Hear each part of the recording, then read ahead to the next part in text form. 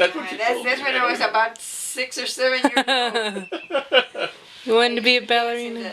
We had a big open patio in our backyard, and I used to get the broom and start dancing with the broom, and then I started going up and down. She said, I'm a ballerina. Then Grandma says, come on inside, you have to make tortillas. I said, okay. Well, we met when her family was here. I was working here in Bristol, and I was working just a nursery, and her parents were working here too. So we kind of met through it. Like we got know who the family was, and then she was in Ohio, and her grandparent was working in Ohio, but her father was working in Indiana. So we kind of communicated, and then she had a whole family. She had all cousins and more cousins, and everybody knew who was who. So we kind of got to know each other, and then I wrote to her, and we started writing, because we didn't have phones at that time. Well, we did have phones, but they were, it was hard to communicate. So I wrote her letters, and finally I come up with the decision and said, well, we've known, it's not much time that we've known each other, but, I'm ready to get married. So this in the old days, you take somebody to ask for the hand of the person. This was the tradition. So my sister's father-in-law was working in Michigan, so we went to their house in Ohio, and so that's when I went and asked for her hand. And this was the tradition that the parent would ask for her, and then they would give you, an answer or whatever. And so we went through that, and their parents were really nice. Of course, I knew her father because we worked together, but her grandfather, I knew him, but not that well.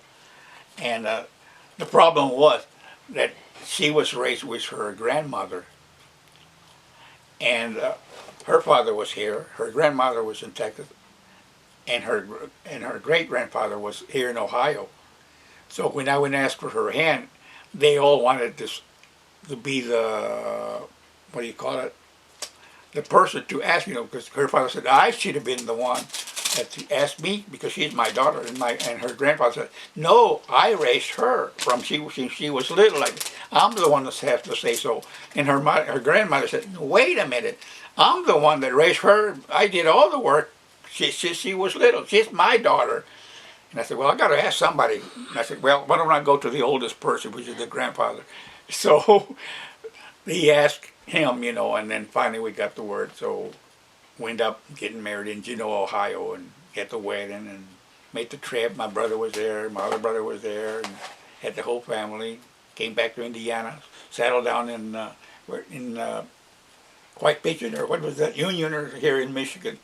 We rented a room there, and of course I was working in Bristol, so I said, well, at least I got a job. So that was the beginning of our life. And then later, your family keeps growing, and then Juan got married, and then we had a little more.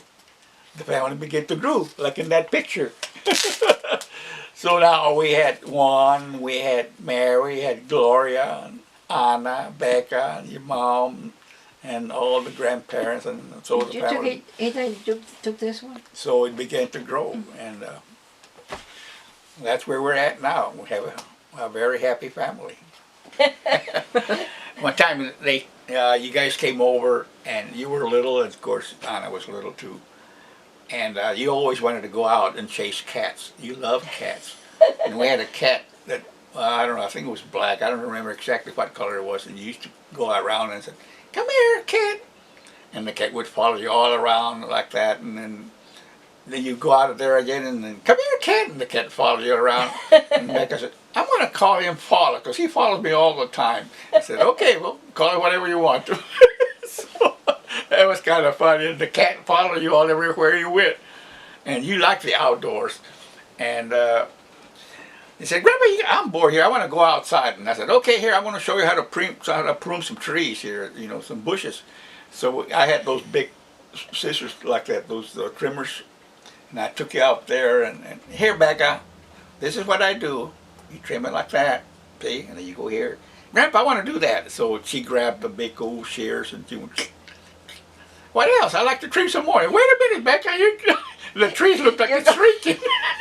It was that big, now it's that little.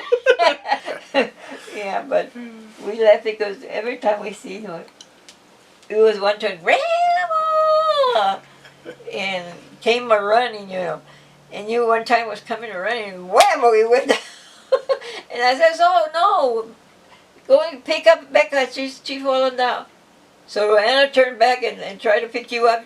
Come on, Becca, come on, get up.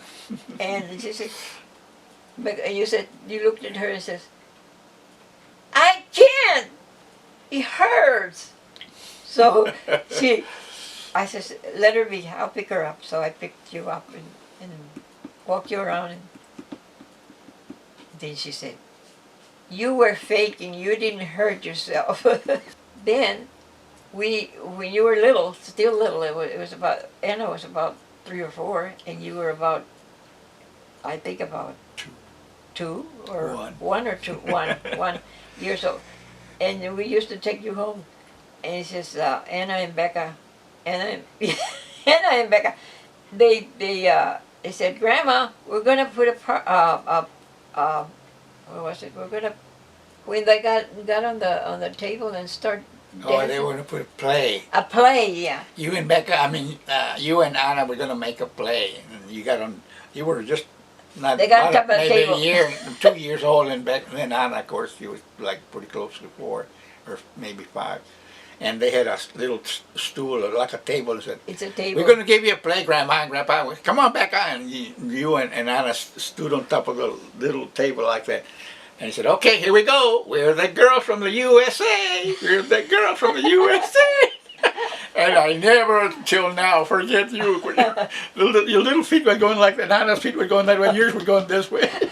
We're the girls from the USA. Okay. It was a lot of fun. I can't believe kids grow up so fast. Yeah, real fast. I remember when your mom said, I want my kids to go out there and because we play didn't have a your swimming backyard. pool, but we had a big old tub, plastic tub that big. And I said, wait a minute, because the water is cold, you and I said, I don't want to wait. You jump in the cold. And there's your dad. I said, you're going to freeze and that water is really cold. It's you and Becca and Grandpa. You and Becca. I mean, Becca and Anna. Sorry.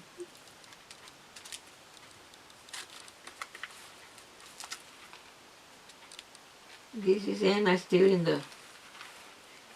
Remember that Mary tells you the story of this, where she went and ducked her finger in the fudge? There she is.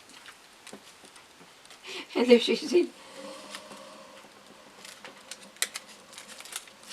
I know when we went to your house and your dad and mom said, you want to go out and eat, have a bite to eat somewhere along here? I said, yeah, okay, where are we going? And Juan said, your dad said, well, we'll go here, about maybe not more than maybe half a mile on 19, where we were.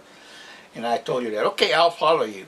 And he said, why don't you take Becca and Anna on your car? I said, okay. So he goes ahead of me and I came up to a stop, and then your dad went shh, took off. And I told you, Grandma, I said, well, where's Juan? I think I'd lost him. So I said, they went right behind him. And you and Anna said, Grandpa, don't you know you got kids in the back seat? I said, oh my God. You forgot all about it. I said, oh, I forgot I had you guys in the back seat. So you and Anna were going, trying to catch up with your dad. Your dad was going, I don't know, like a quarter of a mile away. And I tried to, get behind him so I wouldn't get him lost. Though I caught up with him, but it was so funny that I didn't expect it. And you girls said, Grandpa, don't you have kids in the back seat? Oh, I forgot. I just want to say that I have a wonderful daughter-in-law, and she's very helpful in everything. And also my grandkids.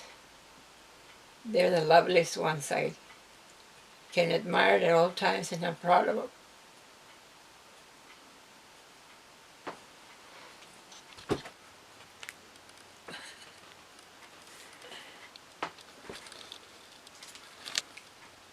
This is the Oh, the dress up, the yeah. little dress up that you had. The girls from the USA. Yeah. Will you tell the story about Anna wanting a little brother? Oh. I think I really didn't hear it very well from your mom and dad, but I think that she was hoping that you were a boy. And she kept saying, "This is my little brother, my little brother. I'm going to have a little brother." And then when they told her it was a girl, uh, she made an awful face because she wanted a brother. And there's you again. That was a lot of fun when you kids were small. Always. We always had fun. Yeah.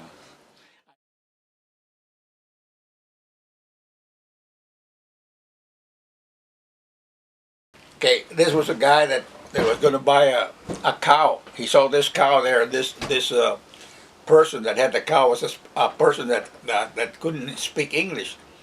So the guy comes over to him and says, "Hey, do you sell the cow?"